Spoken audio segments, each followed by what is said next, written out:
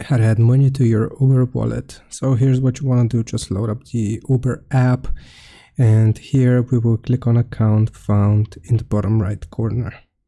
Okay, so what you want to do is go and click on the wallet option next to help.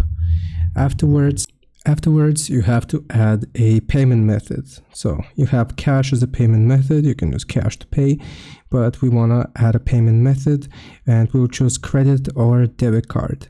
Now here you need to type out your card information, the expiration date, CVV, choose your country, and you can also type a nickname for this payment method.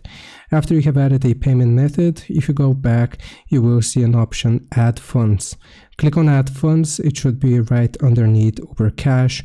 Then you want to choose one-time purchase, and you will just choose the amount which you want to add to your wallet, and then that's going to add the money into your Uber app.